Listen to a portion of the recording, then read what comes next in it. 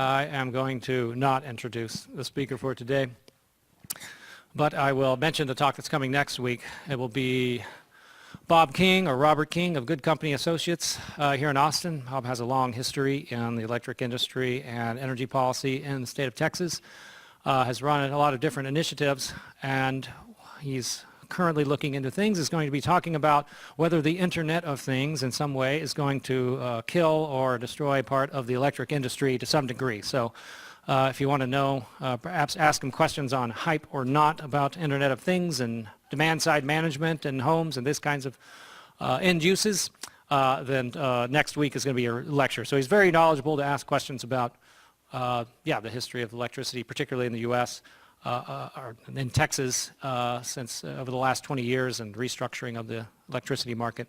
So that promises to be a really informative and good talk. With that, I now hand it over to Dr. Fred Peach. Thank you, Kerry. I gave a talk similar to this. I've only spoken at the Symposium once before, and that was almost 4 years ago when it was still being run by a different organization. So this talk is just on China. It's on China and India, and that's the major change I made to this presentation. And of course, I've updated it significantly. I still teach a class on China in the MBA program, where we go to China every year for 2 weeks and visit businesses oriented in the energy sector around the country. So we've been to, over the years, Shanghai, Beijing, Nanjing, Suzhou, Shenzhen, Xi'an, and I'm forgetting a few, but those are the big ones. And I've done this for 6 years now, so I've actually got enough data points that I have seen change. Now that's China. India, I don't know near as well, but I've been studying in India for about 3 years now from a similar vein on energy and their energy trends, and juxtaposing that a little bit on how things are happening in China, what is happening in India, and what is possible to happen to India, but more importantly, what all this means for us. I see a couple of students in the room that I've had in class. Some of this might be a little bit of a repeat for you, but I have refreshed it, especially with the India portion, and certainly from the previous slides. I'm going to have to give you a little bit of a tutorial on global demographics. Not because you don't know them, but we don't really think we know global demographics as well as we think we do. And I see the smiles in the back of the classroom. But yeah, the most populous country in the world is China. 1.41 billion. These are 2017 numbers. I updated it. And number 2 is India, and most everybody knows that. With the exception of this room and my students, most people get number 3 wrong. They really do. They throw out Malaysia, Indonesia, Brazil, all these odd countries, but it's the United States. Now clearly we're not on the scale of India or China. I mean, they are the super nations, 1.4 and 1.3 billion. And here we are, a full billion below that, 320 million. The number that most people throw out is Indonesia.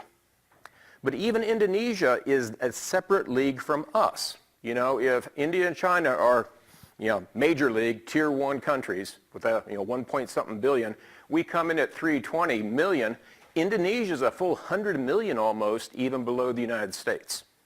So the United States is kind of in a league of its own as far as size by population, because after Indonesia you get Brazil and Pakistan, and they're all in that kind of roughly 200 million range. So you got your tier 1s, the super giants, you got the United States kind of there standing on their own, and then you hit a lot of these in the 200 million range, and then it rapidly drops off to countries of 100 million or less. So demographics, we're not spread uniformly around the world, and this really does matter. This one is interesting.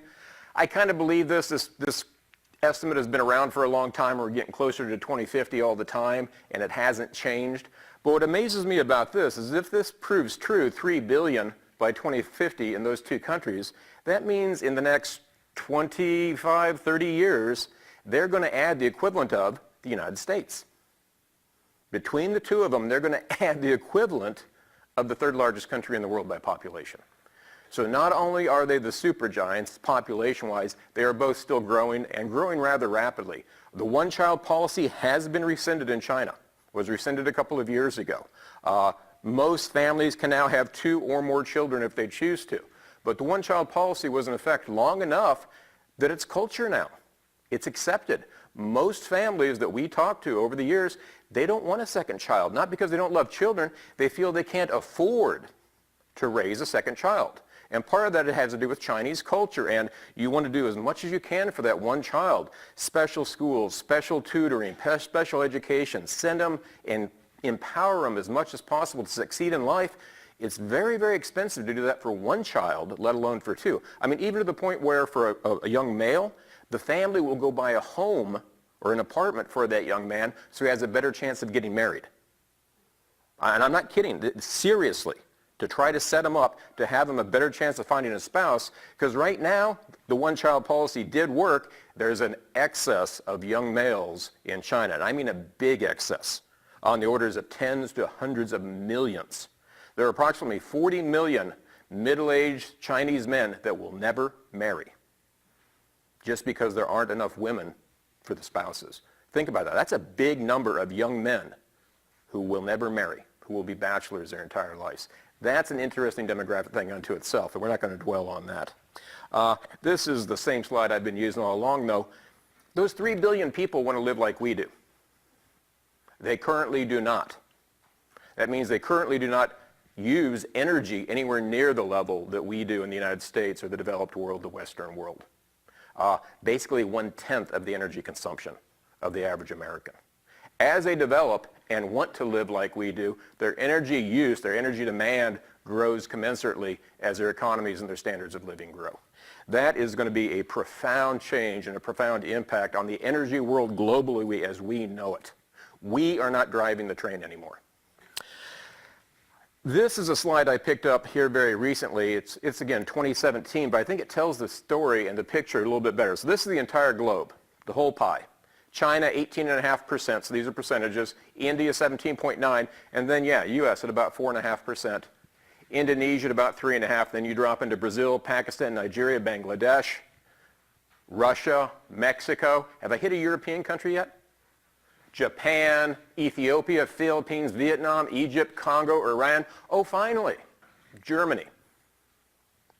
And most people say Russia is a European country. No, Russia is not a European country. When I think of Europe, I think of the EU 27, the traditional Europe.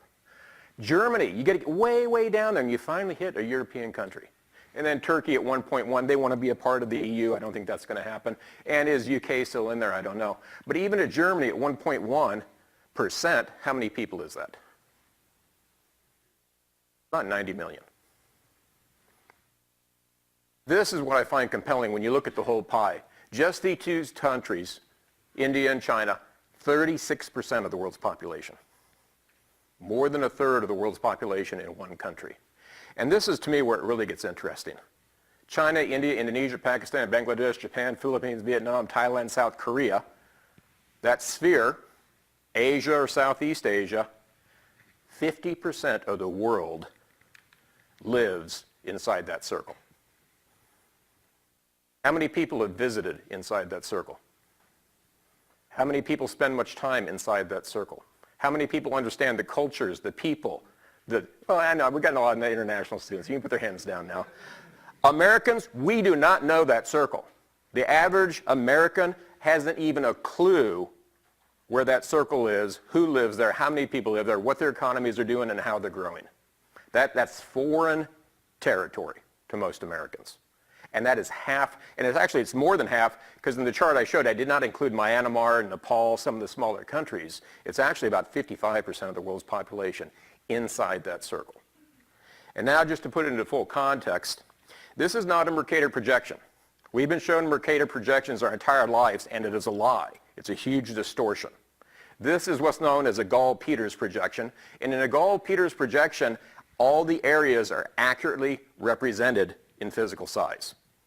So this is what the world really looks like by automatically adjusting as you get towards the poles. You see how the squares get smaller because the lines of latitude converge. So here you see how big Africa really is compared to the other continents. You see how big South America really is. You see how big Australia really is. Australia is the same landmass as basically the continental U.S. And you see how trivial Europe is. So what I did was on here, I superimposed, there's Europe. You know, I'm of European descent.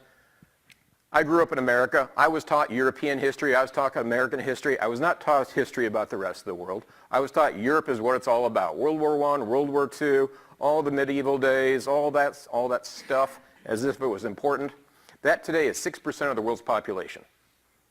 The EU 27, yeah, that still includes the UK. I still think they're kind of in there. 6% of the world's population lives in Europe.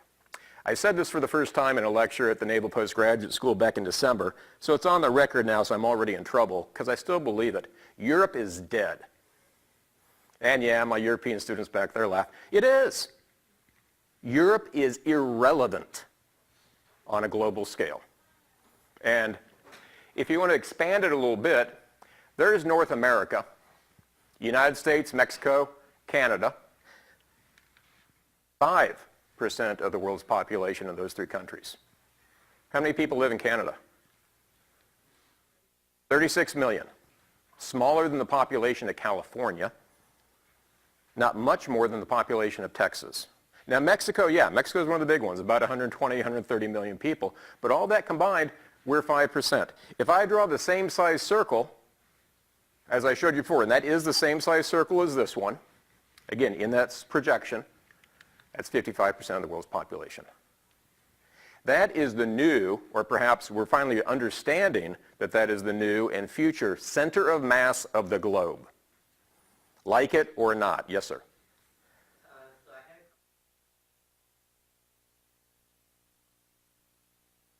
Oh, yes.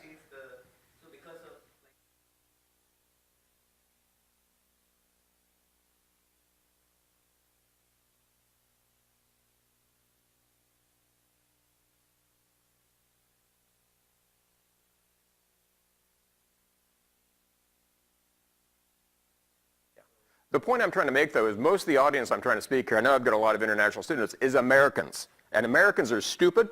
Americans are ignorant. Americans are conceited. Americans have essentially what we call American exceptionalism.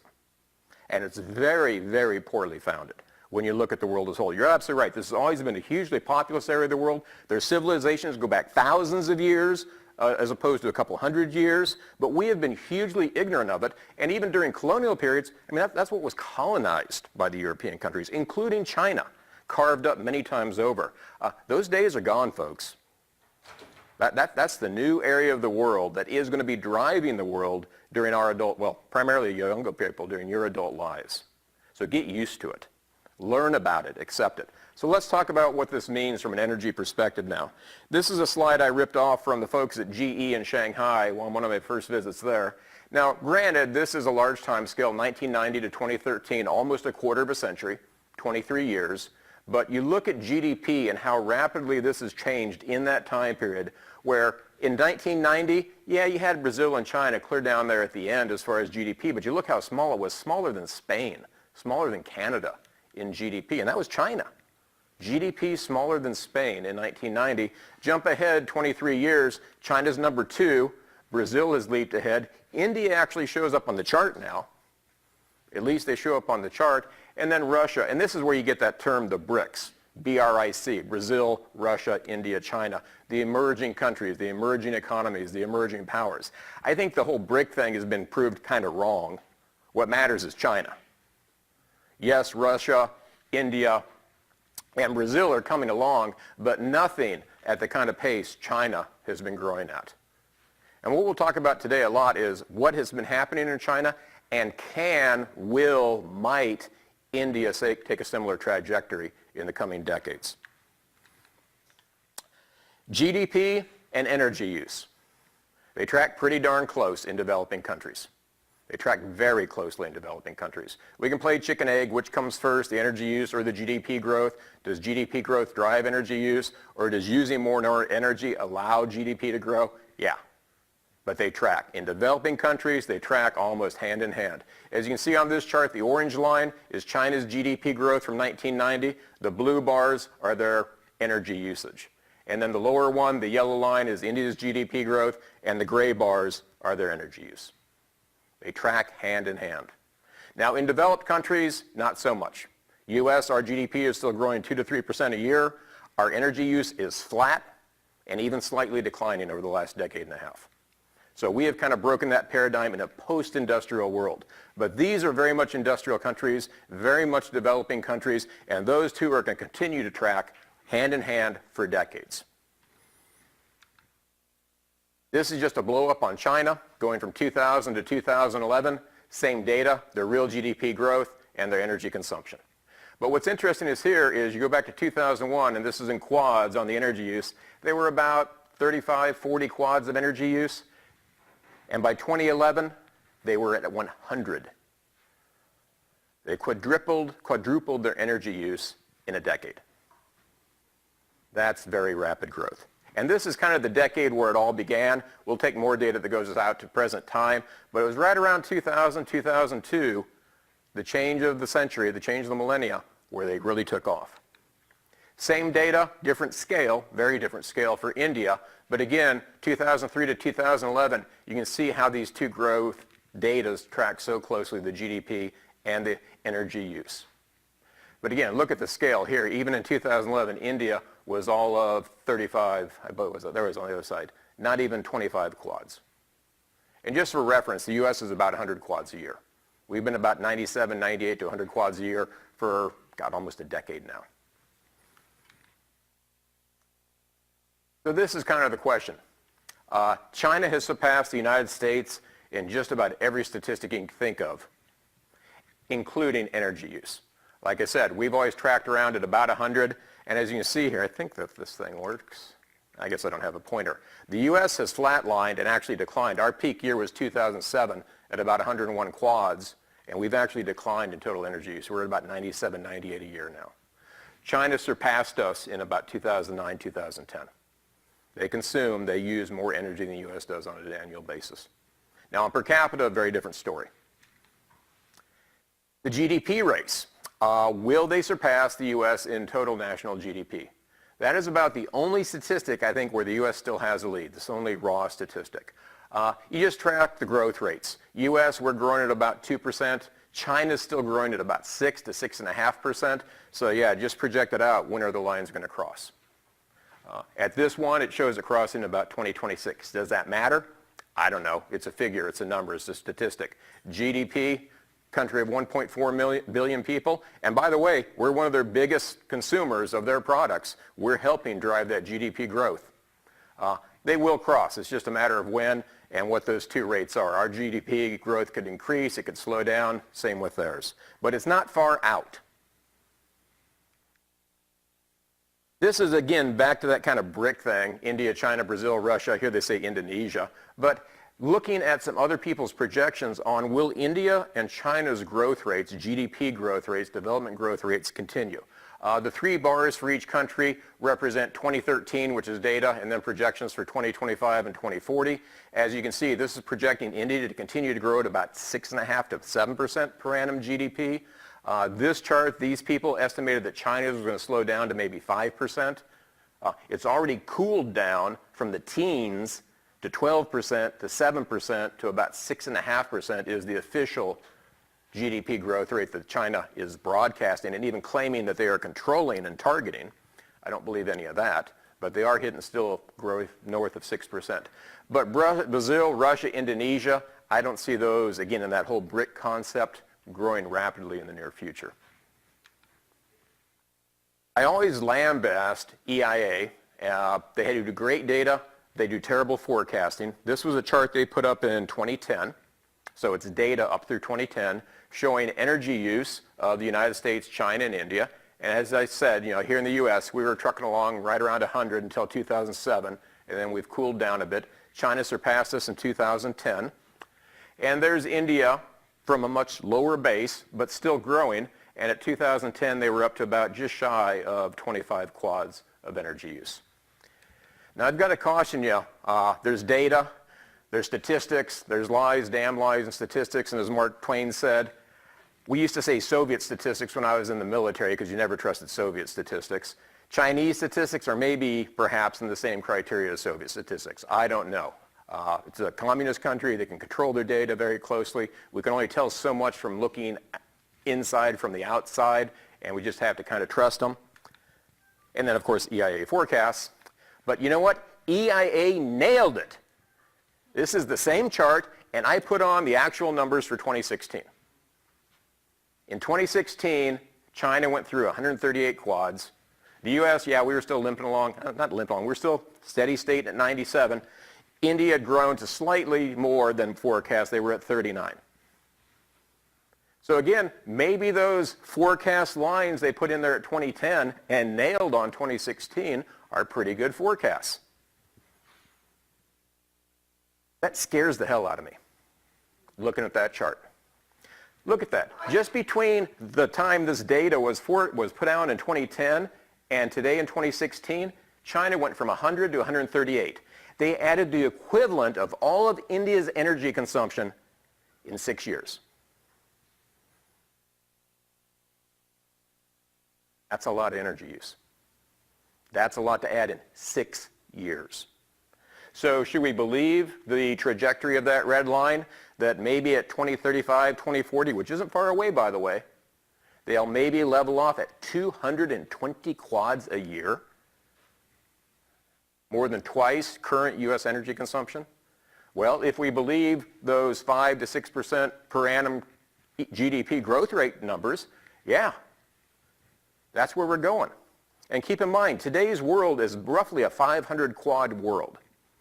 500 quads globally. We consume 100 of it. China has consumed about 100 of it. So China and U.S. combined consume 40% of world energy. That out there in 2035, 2040 is not a 500 quad world. That's a 750 quad world. There's that much more energy out there to be had, to be extracted, to be produced on an annual basis. So again, if any of you believe in global warming and climate change, and I assume most of you do, get rid of the winter clothes. Well, I'm serious. You know, unless you believe that additional 100 quads just in China is going to come from renewables, and that's just the additional. That means they continue the 138 with their current mix, which is part of what's got us on the trajectory we're on with CO2. You know, sell those winter clothes while you can get some money for them. This is what scares me. And again, what we're going to talk about today is, you see the inflection in China at about 2000. The question is, will India do the same? Will there be out there in the next 5, 10, 15 years a similar inflection point where India takes off? Some people say yes, some people say no, some people say maybe, some people say, we'll see, maybe the rate just slowly comes up. But still, 1.3, 1.4 billion people, and India's population is forecast to overtake China's population in about 5 years. India's growth rate is much higher than China's population growth rate. Again, partly because of the one-child policy China enacted, and still kind of informally now has culturally enacted. So we shall see. If you believe that yellow line for India, no offense to my Indian students in the room, India is going to be a third world country for the rest of our lives, if that trajectory continues, because that's just a couple percent a year, still living in basically third world country standards. So, I mean, from a nice person and loving all the people of the world and thinking everybody should be able to live like we do, yeah, I'd like to see that inflection take off, but what does that mean for global energy consumption? So not only are they growing in their energy use, and primarily in China, but they're also electrifying. And that's part of what happens as countries develop. You get more and more electricity use, more and more uses for electricity. It's a much cleaner form of secondary energy. Once you have electricity, you can do so many more things with it more efficiently than primary fossil fuels at point of use. That's partly a good news story. But then the question is, where does that electricity come from? Is it coming from rainbows and unicorns, you know, from the sunshine and the wind, or is it coming from coal, natural gas, and petroleum? How is that electricity going to be generated as they electrify? This is India's electricity capacity, you know, their portfolio mix of their power plants in 2014. It hasn't changed much in the last 2-3 years. 60% coal-based. 60% of the capacity, and actually it's a little bit higher on the generation side, is coal-based. They have a good deal of hydro, some renewables, a bit of natural gas, tiny sliver of nuclear. So not real diverse other than the hydro. And by the way, that other renewables, that's wood. That's cow dung. That's biofuel, to put it mildly. But again, India is still a very much undeveloped country in vast majority of the population centers. And also look at that number, 290 gigawatts. That's their total installed capacity. What's Texas's electricity installed capacity? about 78 gigs, right? Or is it 80? It's right around the high 70s, low 80s. So again, this is a country of 1.3 some billion people. They've only got about 3-4 times the electricity capacity of the state of Texas. A lot of people in India do not have electricity, or what little electricity they do have, it's very minor. But again, 290 gigs. Here's China, 1,073 gigs. That's more representative of a country of their size, but still behind the United States. But similarly, coal, 65% of the capacity. A lot of hydro, 22%. And then you get into nuclear, wind, solar, much smaller slivers. 1% nuclear, 6% wind, a tiny sliver of solar. Very little oil and natural gas. I'm not surprised about the oil, but natural gas, that's kind of the modern power generation fuel, natural gas. Very little penetration. Yeah, this is the one that really gets me. This was a slide in 2011, so you see the 65%. When this data came out, EIA put this out in 2013, that saying by 2040 it'd be down to 52%. Everybody said, hurrah, we're saved. China's getting off coal. They're going to go from 65% coal to 52% coal. That is a percentage, people. Look at the numerator, 2.2 gigs. Look at that numerator. 1 gig. What's the smaller number? 65% of 1 gig or 52% of 2.25 gigs? That is not a reduction in coal consumption. That is a huge increase in coal-fired capacity for power generation by 2040.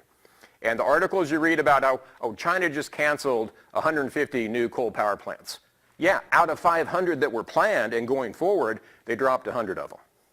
They're still going forward with the others. The country is growing. The country is still industrializing. The country is still electrifying. Their electricity center is still hugely growing and rapidly growing. And it's still primarily coal. Fuel demand globally. Again, this is from the BP Energy Outlooks. I like their data. I like the way they present it. This shows globally where we were in 2015 as far as percentages. And again, BP always puts oil green. I gotta love that BP thinks oil is green, but that's just kind of cute the way they do that. And then obviously gas in red and coal in gray. The world is growing. Our energy use is growing, and it's still being supported primarily by growth in fossil fuel consumption. Coal and natural gas in particular, and to some degree petroleum. The mix, the percentages are changing globally, and changing in what some people would say is a positive direction. But again, these are percentages over here, not absolute numbers. Our oil consumption is not going down. Our coal consumption is not going down. As a percentage, they're decreasing.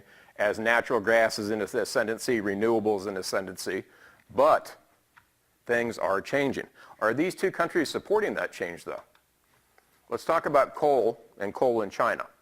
That's a Chinese coal-fired power plant just outside of Xi'an in the center of China. It is one of the largest coal-fired power plants in the world.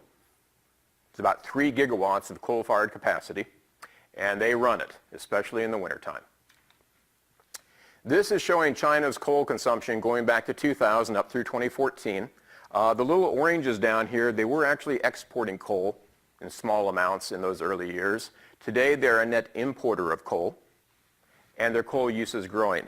And back to the Mark Twainism, about here in 2014, I start questioning the data where China says, and this is what China reports and EIA then forwards, that their coal consumption has flatlined or possibly even declined. I don't know where that number is coming from because it's not what I've seen on the ground. It is not what I've read in other reports from other agencies.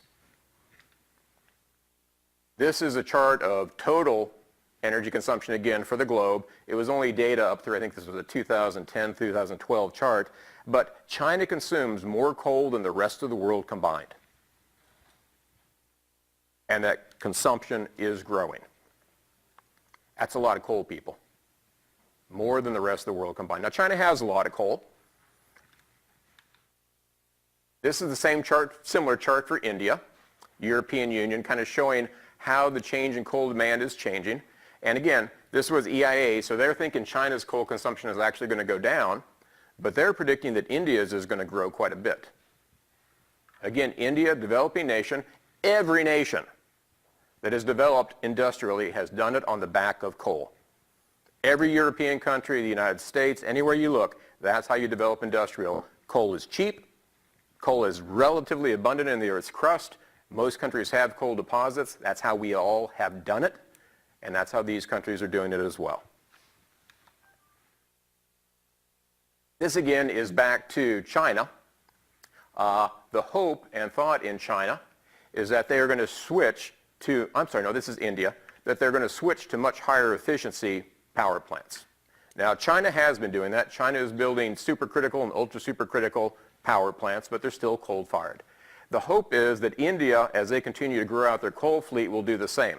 So again, this is projection. This isn't actual data, but as you can see, the bottom law, darker area, are subcritical coal plants. As you go to supercritical and ultra supercritical, the efficiency of the plant gets higher because you're raising the temperature in the boiler, you're raising the steam pressure and the steam temperature, so you get higher efficiency. But again, we're talking 30 to 33, 33 to 36. These are thermal power plants, and they're only so efficient. And this is assuming they make these kind of investments. But still, you see in the orange line, the average efficiency, even if it gets up there, the fact is they're building more coal. What we've seen on the ground so far is they are not making these kind of investments. Supercritical and ultra supercritical coal power plants are very expensive, capital intensive. They're much higher technology plants. And to gain 3% in efficiency, coal's cheap. Coal's very cheap. You only make that kind of investment if you're really concerned about the environment, if you're really concerned about emissions, and if as a country you have the money to make that kind of investment and put your money where your concerns are. Not happening in India yet.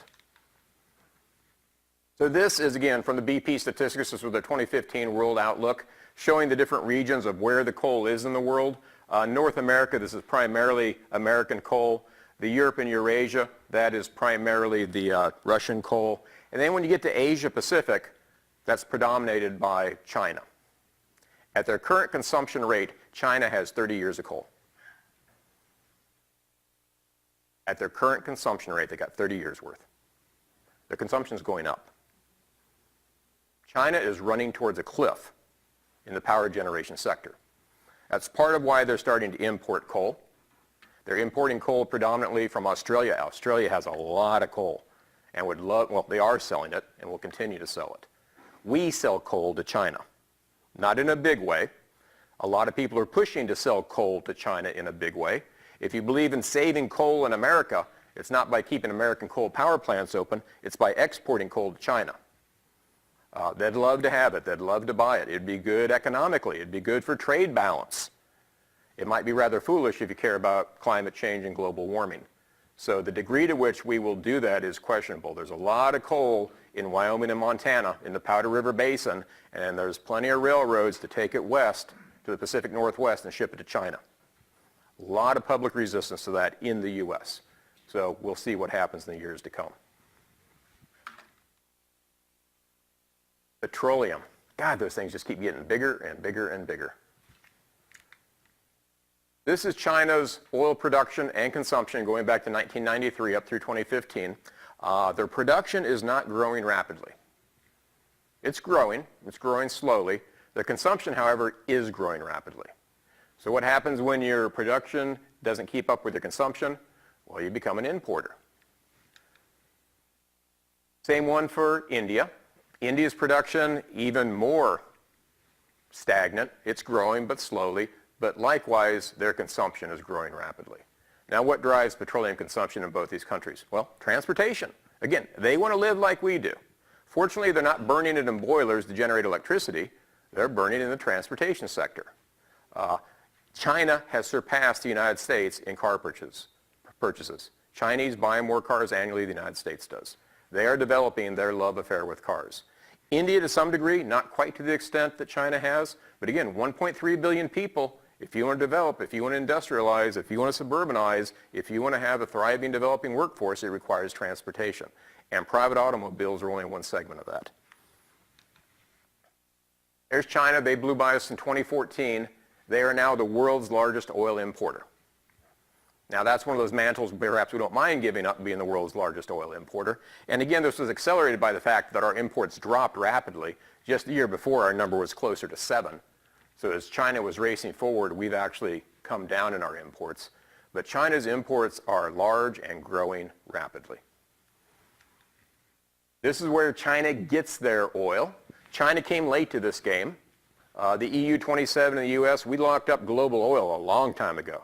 I mean, we went out and found all the good stuff, the easy stuff, the cheap stuff over the last century.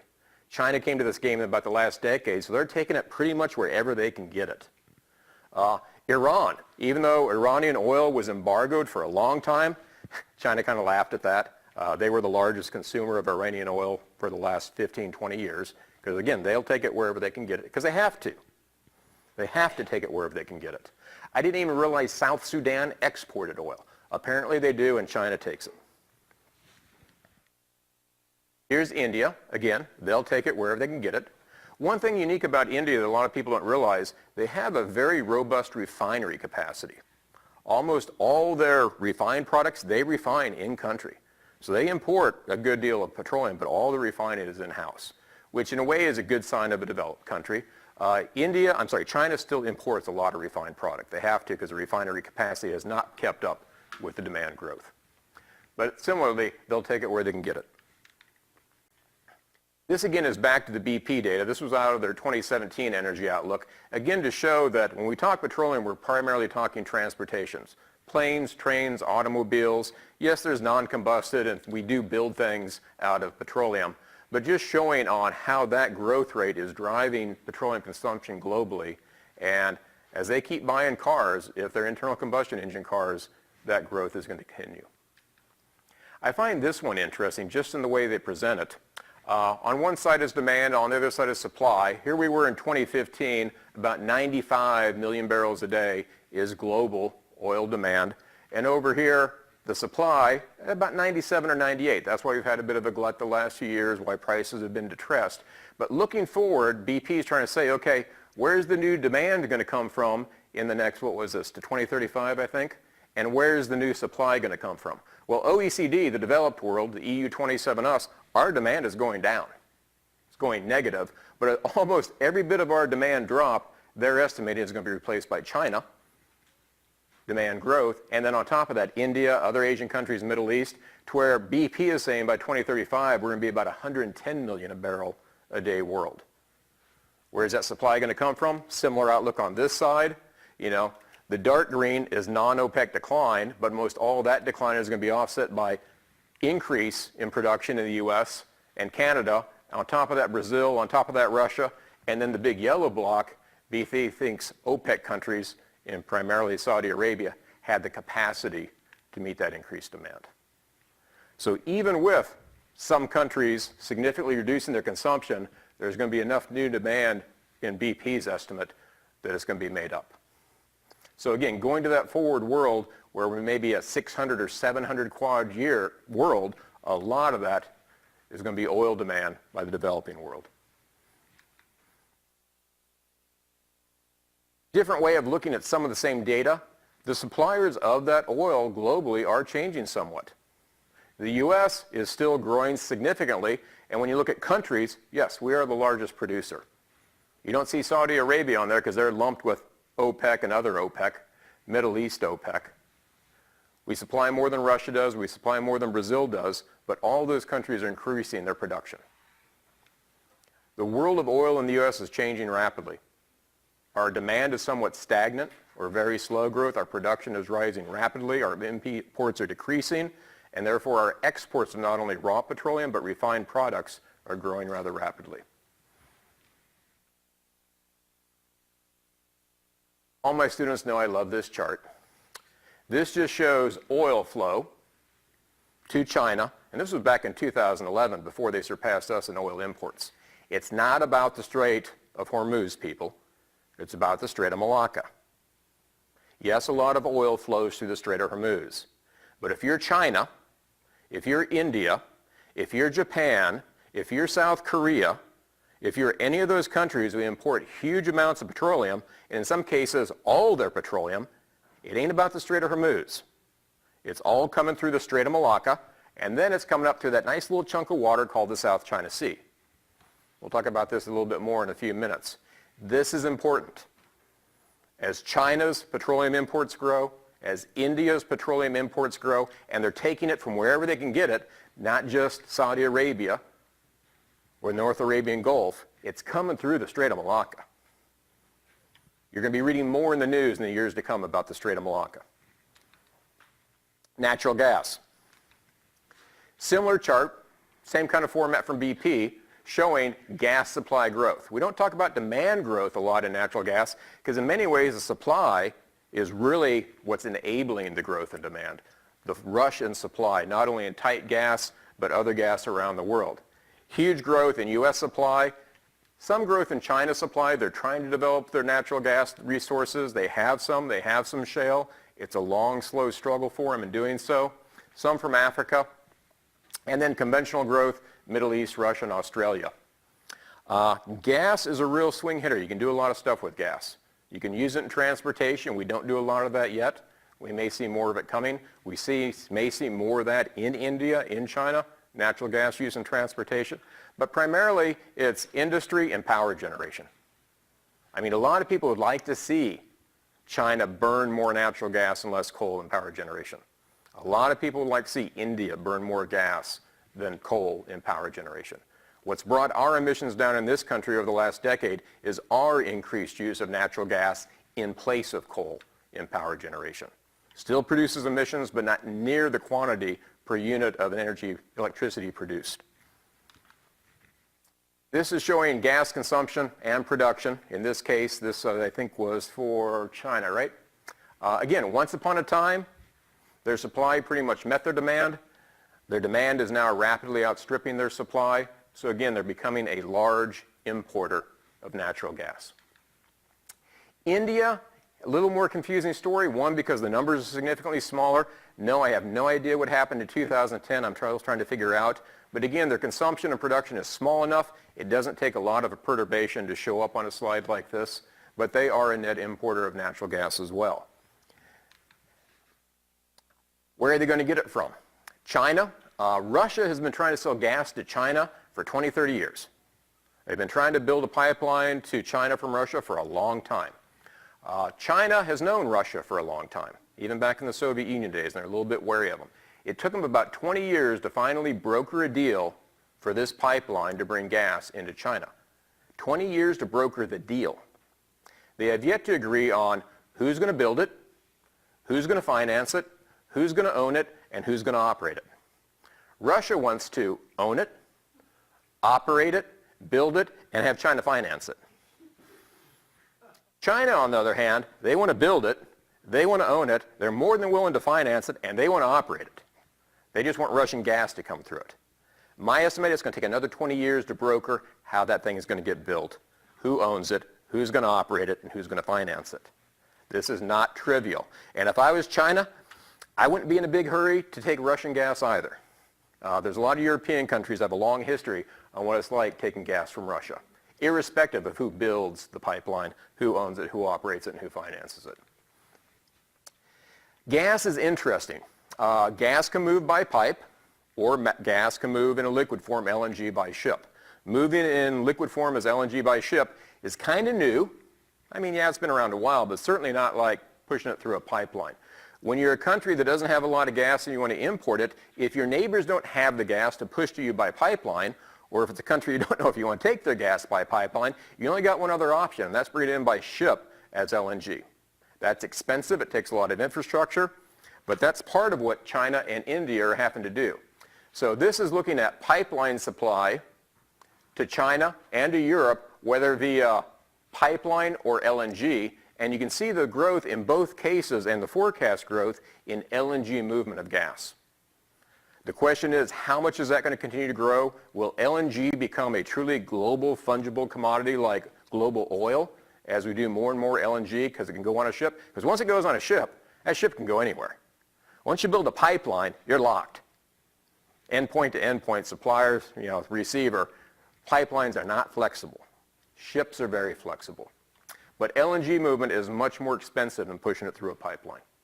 And you see similarly for Europe. Russian gas is the cocaine of Europe. They are hooked, and they want more.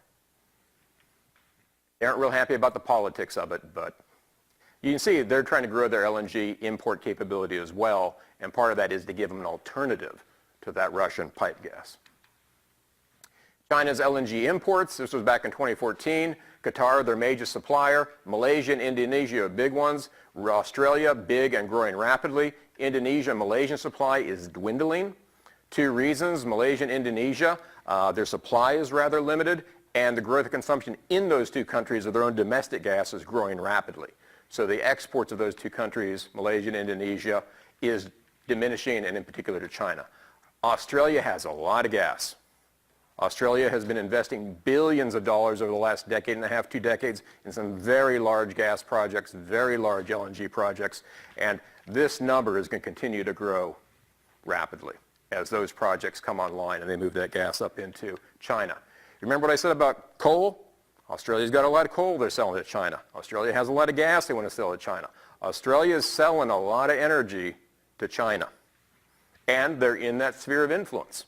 I mean, they're just the other side of the equator, but they're over there in that part of the world. NatGas imports, again, this is showing kind of a global perspective, just showing you how the LNG portion of this has been growing. I'm speeding up because I'm getting way behind schedule. And I haven't even got to nuclear and the renewables yet, have I? This is just, again, BP trying to show you how the world is changing. This is forecast to 2035. North America is forecast to be a very big natural gas exporter via LNG. And where's it going to go? Well, it's going to go to South America, and it's going to go to Asia probably, some to Europe. Russia's still trying to push more. Australia's pushing more. So again, the significance of Middle East gas starts to become less important as these other large suppliers come online. But again, if it's moving by LNG, guess where it has to go through? The Strait of Malacca. Chinese natural gas infrastructure, that looks like a lot, that's trivial. If I were to throw up the map of U.S. pipeline infrastructure, you can hardly see anything but for all the pipelines. This is trivial infrastructure for a country the size of China and for a country that wants to use more gas. They're building LNG import terminals, and they're building them rapidly. They've already got more import capacity than they've got pipeline capacity to move it into the country. But they are trying. Yeah, I love this one. Russia skirts U.S. sanctions with a $27 billion Arctic gas plant, Yamal, to sell gas to China. So again, they don't have to build a pipeline to sell gas to China. They can build these things. Now, by the way, Russia doesn't build these. South Korea builds them. France finances them. Russia operates them. And China buys the gas. And this is an ice-breaking LNG tanker. This thing has greater ice-breaking capability than the U.S.'s biggest, bestest icebreaker, because we only got one, and it's actually a medium-duty icebreaker. They're planning to build 15 of these things. These can operate year-round from the Pechora Sea on the north side of Russia, taking gas via LNG down to China. China's a little more amenable to this because, hey, yeah, you know, if you decide and you change your mind, you haven't invested in that pipeline and that one-point source. And Russia kind of likes it as well. And, you know, interestingly enough, not this ship in particular, there was a Russian LNG tanker full of gas pulled into Boston Harbor a month and a half ago. That's right. Russian LNG tanker of gas pulled into Boston Harbor. Why? We got unbelievable gas in Pennsylvania, and New England can't get it because there's this pesky state called New York in between that won't allow a pipeline to be built across it. Think about that one. I'm digressing. This, again, back to the charts that scare me. This is a chart, again, BP, that scares me. This is 1990 and 2010, which are data. 2030 is the forecast for India, China, the EU 27, and the US. And what scares me about this is the growth in imports of oil and natural gas to India and China. The growth in imports of petroleum, and that 91% of it is imported. The growth of petroleum in China, and 80% of it imported. Now, neither country is happy about looking at that kind of future and that kind of dependence on imports for the energy supply they need. And that's a scary future to look at. I mean, think of where we were for the last several decades, you know, taking half or 60% of our petroleum by imports. That is far worse and a scary world for them. And it isn't much better for the EU 27, by the way. Very different geopolitical world in 2030 if this even partially comes to fruition. This is another way of looking at the data that I like. Think of the zero line as the neutral line. If you're above the zero line, you're a net exporter. If you're below the zero line, you're a net importer. So this big orange block, it says Asia Pacific. Read that as India and China. And look at how that growth, all of it imported, grows. North America actually goes from a net importer to a net exporter. I actually think that's going to happen sooner than this chart predicts. And a lot of the exports continue to grow from the Middle East and Russia, and then somewhat from North America as we become a net exporter. But, this is the part of the world you don't want to live in. The part of the world where you're hugely dependent on imports, i.e. other countries, for your energy supply. That's a different balance of trade for a country when they have to spend that much money to bring in the energy they need. Oh yeah, did I say anything about the Strait of Malacca? Now again, people worry about the South China Sea, and not just China, because Japan imports 100% of their petroleum. South Korea imports 100% of their petroleum. And guess where it has to all pass through? The South China Sea, alongside China to get up there. So they worry about this area as well as the East China Sea. Yeah, I'm going to skip through these because nuclear. Nuclear is going to save the day, right? This is getting ready for the pour of the base of AP1000 in China, which is the Westinghouse version of the reactors they're building. Both these countries have fairly strong growth in nuclear and in hydro.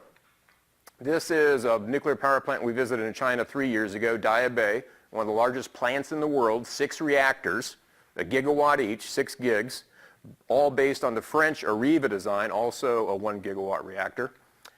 This is a couple years old, 2016, but showing the planned and operating reactors in China. They currently have about 33 in operation, 22 under construction. They want it. They're going gangbusters. They slowed down a little bit in 2010 post-Fukushima, reviewed their plans, made sure what they were doing was safe. They are conscientious. And as I said, they're currently building the Westinghouse AP1000 design under license and building the French Areva 1 gigawatt reactor design under license. But they've built enough of both that they've fully incorporated the technology, and now they're building the domestic CP1000. Actually, I think they're calling it the CP1200 because it's 1.2 gigs, which they've basically taken what they like of the best of those two designs and merged them, and now they're going to build their own domestic reactors. Wow, a lot, right? If they build all these, that'll be 55. Holy shit, right? How many reactors we got in the United States? 100. And we built them all in 20 years, by the way. I think by the time they get those 22 done, if they like what they've done, they're going to say, okay, let's build 100. Oh no, actually maybe we need to build 200. Actually, no, we really are going to grow, and if we want to get off coal, let's build 300. China could do it. We built 100 of them in roughly 22 years. Without even really trying. That was just industry. That was just commerce. That was just capital. That was just free trade in the U.S. And we were building other stuff at the same time. If China wants to build 100 in a decade, they could do it. If they wanted to build 200 or 300 over a 20 or 30-year period, they could do it. And if we care about global warming, we ought to be praying that they do it. Well, that's just one example, because again, scale. Again, go back to those two charts I showed you, 2014 and the forecast forward of going from roughly 1,000 gigs to 2,000 gigs of power generation. I'd much rather see that come from nuclear than come from coal. Different chart showing the same thing, but again, it just kind of shows the arc of where they are building these. They're building them along the coastlines and in the population centers because that's where the load is. And that makes sense. That's what we did as well, by the way. So is China going to be an emerging nuclear powerhouse? Well, EIA kind of flatlines them after 2020 because they say, okay, yeah, they'll probably build those 22, but then they're not going to invest in nuclear anymore. Why would they do that? Well, I think they will. Once they get those 20-some built, if they like what they see, not only performance-wise, but cost-wise, Katie bar the door. I think they're going to do it. Yes, sir. Oh, rapidly. Again, unlike us in the United States where it takes 25 years to try to build a nuclear reactor and fail, they can knock one out in about 2.5, 3 years. And not by lack of quality, it's regulation. It's financing. It says, we want to do it, the government says we're going to do it, you companies go do it. They just build them. Oh yeah, those 22, I think, maybe 2021. I think those 22 will be all online. And hopefully by then they'll be making a decision, how much further. I'm going to go way over time if you all don't mind. Okay, I'm going to keep going. We haven't got the renewables yet, right? Where's India on this chart? Okay, here's India. India has a fair number of reactors, about 20. They're small. They're old. They were built about the same time we were building them in the U.S. A lot of it was cooperative agreements with the U.S. and other countries to build them. They're not real profitable. India says, and I emphasize says, India says they're going to invest in nuclear in a big way. Westinghouse would love to go build some AP1000s in India. France would love to go build some Areva 1000s in India. South Korea would love to go build some nuclear power plants for India. By the way, South Korea is a big builder of nuclear power plants these days, perhaps scaling back in their own country though. So everybody wants to export this technology to whether it's China or in this case India, but nuclear is still expensive. India doesn't have a lot of money. And they don't have a communist government. They've got a democratic government. They have an unbelievably huge, complex, confused democratic government. They make our gridlock look like nothing in India. Try governing a country of 1.3 billion people with a representative democracy.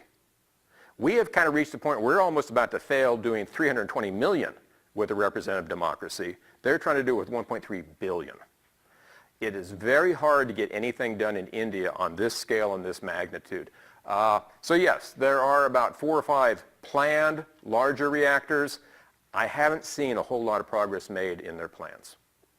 And again, how does Westinghouse convince India to buy a Westinghouse AP1000? First thing I would ask if they were trying to sell, well, how many of you built in the United States? We tried to build 4, but didn't quite get there because of cost overruns and schedule overruns and problems. But please, let us sell them to you. Please, we'll sell them to you. Now, and it's not just the United States, France, and South Korea. It's also Russia competing globally to build reactors in other countries. I'm not holding my breath on India and nuclear. So, renewables. Renewables are going to save the day, right? Renewable share of power generation in 2015, EU, US, world, and China. So other than the EU, those 3 were below 10%. And keep in mind, this says renewable. This doesn't say wind and solar. So hydro's in here. 70% of China's renewable is hydro. About half of our renewable is hydro. And yeah, hydro is renewable. I'm not lambasting hydro, but when most people think renewable, we're back to the unicorns and the rainbows. We're back to wind and solar. And again, I'm not trying to denigrate it, but we always think of this beautiful world that we're going to have with wind and solar because it's going to come save the day. If you were to put up wind and solar here, these numbers would look very different. China is doing everything.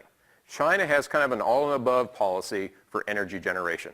They're doing coal, they're doing gas, they're doing nuclear, they're doing wind, they're doing solar, they're doing hydro, and they're doing all of them just about as fast as they can, and it's not fast enough.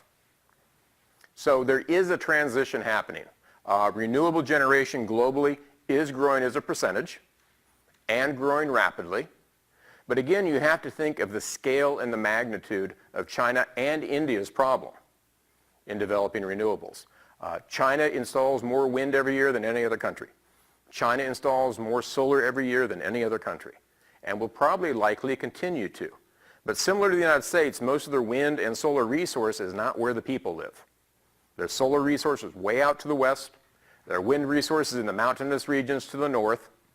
So it's very difficult, very expensive, and they have to then build the transmission lines over, in this case, several thousand miles to bring that power into the population centers. So it's a very expensive proposition for them. India doesn't really even have a grid. Am I wrong? How many Indian students do I have here? Y'all even have a grid? I mean, what percentage of the Indian people have electricity?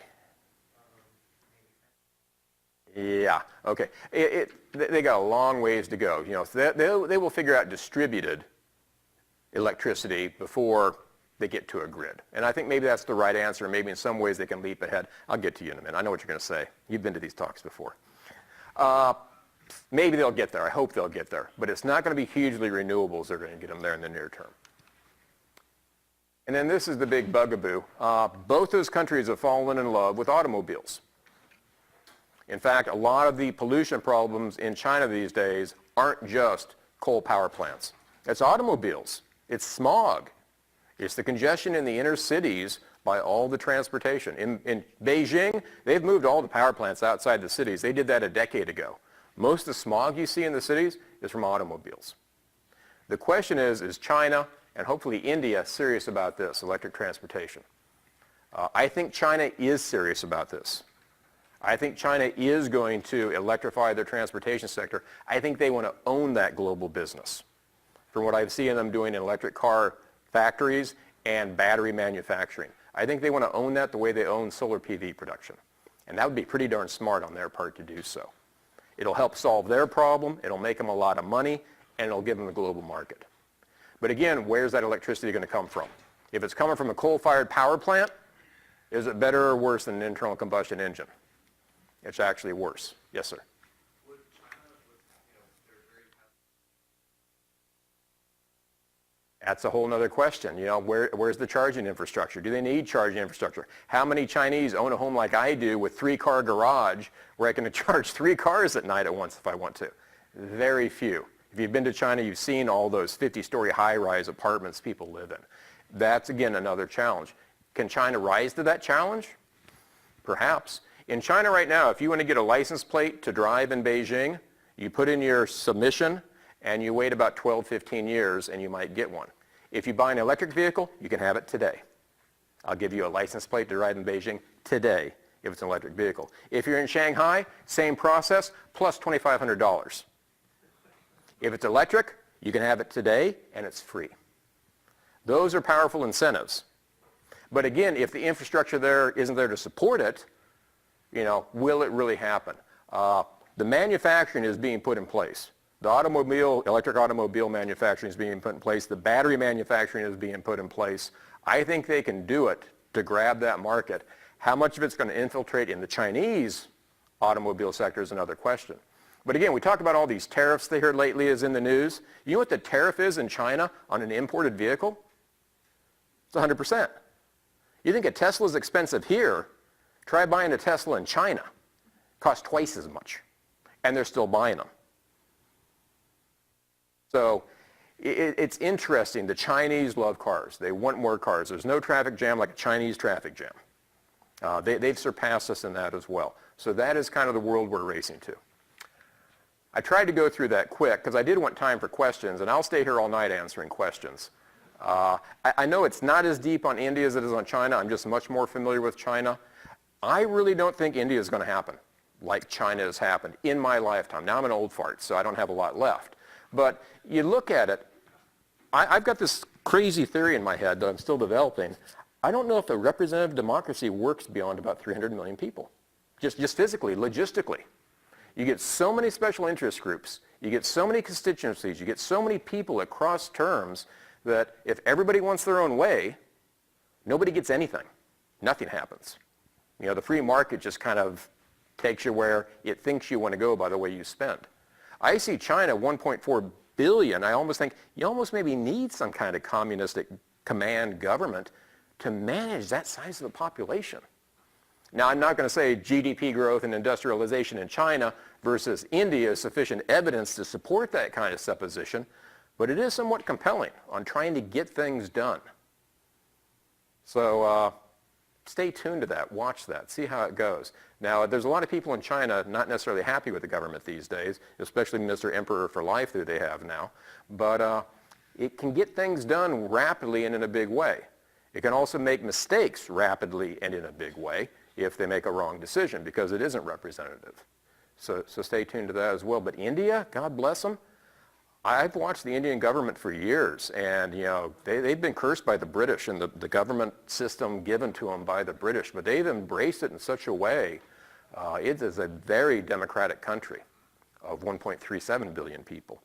So it's going to be a tough slog for India to get on that kind of trajectory, I think, that China has. Now, free markets can be a very powerful motivators that perhaps can overcome some of that, but Try to build anything big and industrial in India these days, anywhere, and you're going to get a lot of resistance. All right, well, let's at least give Fred a round of applause before we see if we have any other questions. But questions, I For want any, questions. for any of you students in the room wondering, yes, you do have to still summarize this lecture for part of the class. All right, so. Pick India, pick China. You don't have to do both. Pick Fred Beach's rants on topics of general interest. I don't know. Yes? Fred, exchanged a note on this, but one of the characteristics that is compelling with regards to what drives energy growth and prosperity, of course, is the growth of the middle class. And Right. China has seen this explosive growth of the middle class. And India has got a projected enormous growth of the middle class, but one that is much more questionable. And you see among some very, very learned groups debating this very topic, whether there is a Indian middle class and whether one will grow or whether one's actually growing explosively. And so I think that does raise the specter of a much more questionable future in terms of energy demand in India relative to continued growth of the middle class in China, which I think... Well, I think you're absolutely right with that perspective on the middle class growth. And China actually organized that growth, intended that growth of the middle class in China because they knew they needed it. They actually have a government plan of urbanization of the population. They want 60% of their population to be urban. I mean, it is a plan. They are building housing. They are building factories. They are literally building jobs for people to bring them into the cities. And you're talking going from a 70-30 rural, urban to flipping it to be 40-60, and we're talking 1.4 billion people. That's an unbelievable exodus of rural population into cities in China. You know, back to numbers, Shanghai, 27 million people in a city. That is the same population as Texas, which is the second most populous state in this country. I mean, and the Chinese middle class is bigger. Oh God, yeah, and growing rapidly. So they engineered that growth of that middle class because they knew they needed it for two reasons. One was to develop and industrialize the way they have, but now that they have satiated the global demand for consumer goods, who's now the customer? They want their own domestic middle class to be the new consumers, just like we did in the 50s and the 60s, buying homes, buying refrigerators, buying cars. They wanted to grow this middle class, then now China is their own consumer for all these continued growth in industrial goods. And they need that to keep that economy going at 6%. So it has been engineered, it has been planned to grow that middle class. Now in in India, is there a plan to grow the middle class? Is there a plan to urbanize? Because again, India is still very, very rural. In spite of some of the cities like Mumbai and others, it is still very rural. And that's part of why the electricity penetration isn't near as great, is trying to reach all those very rural areas with electrification is very expensive and very difficult. So I agree with you, Richard. And I so apologize. I love that article. I did not read who wrote it.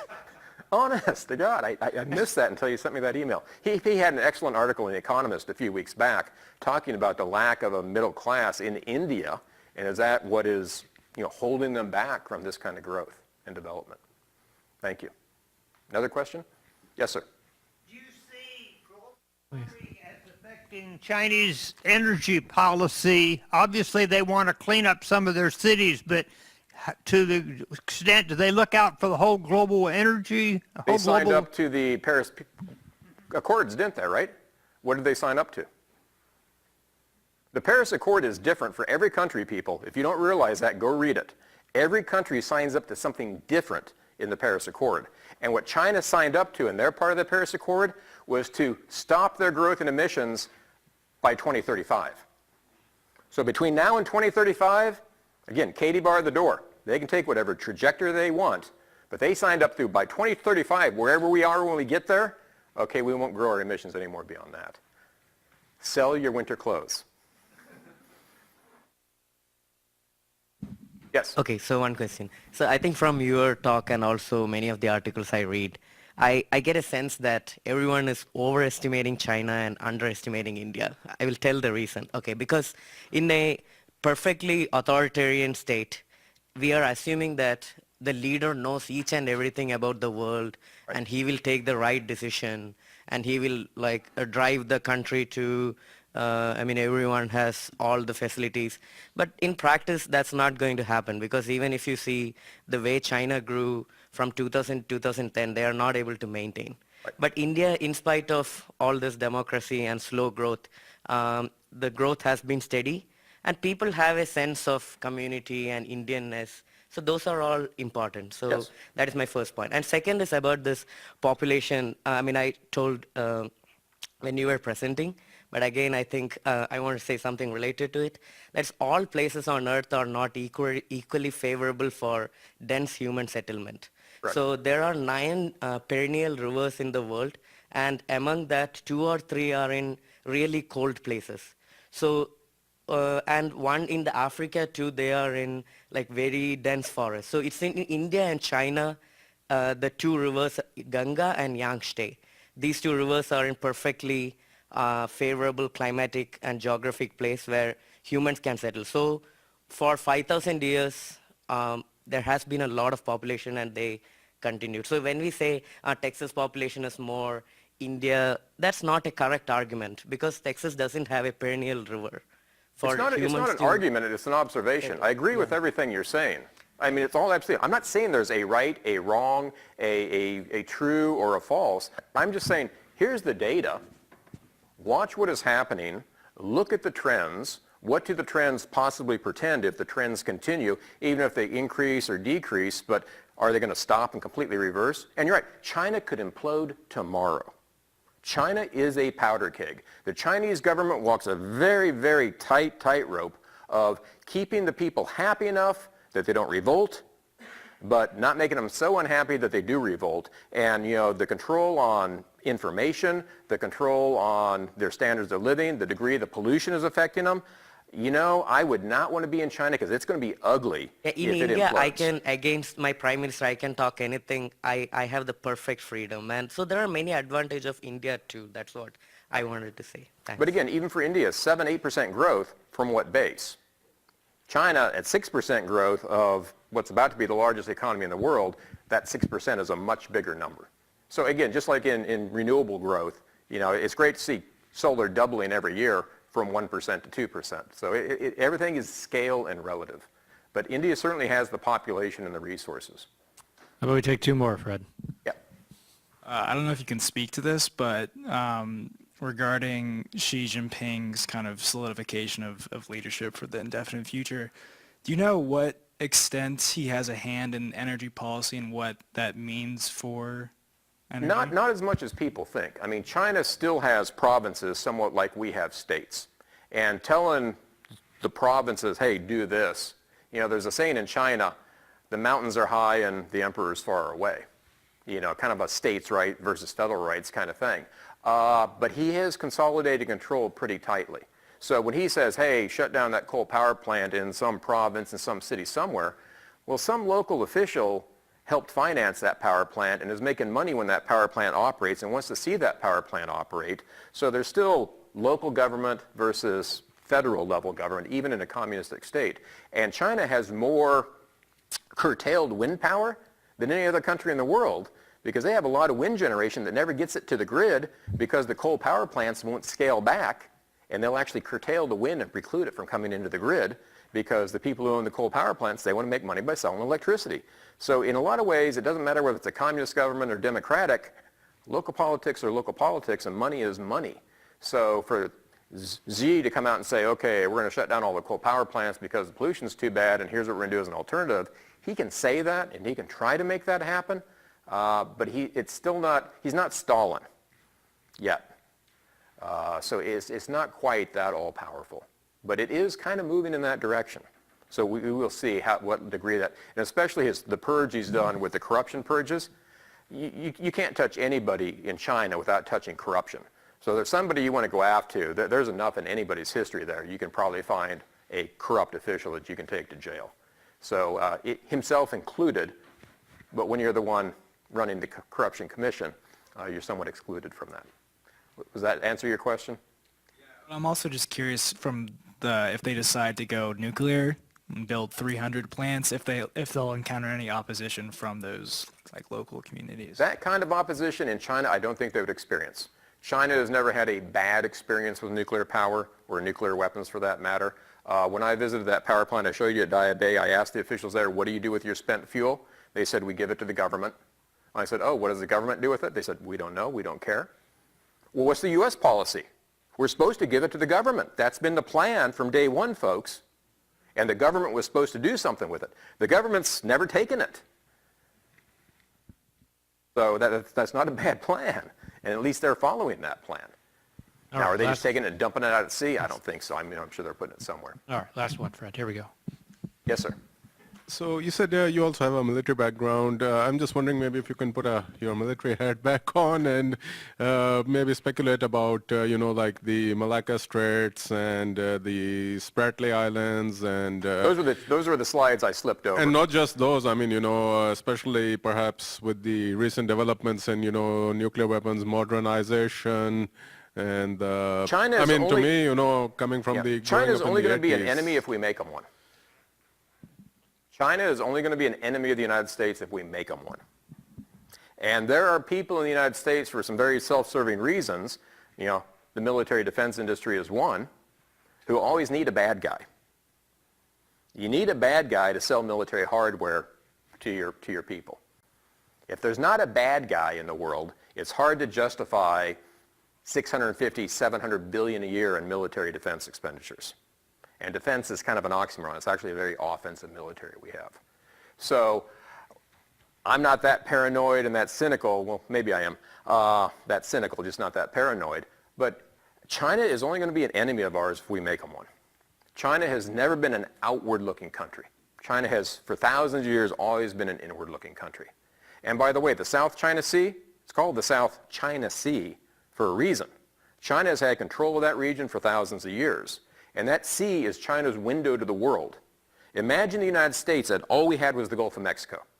No Pacific coast, just the Gulf of Mexico. That's all we had to get access to the entire world.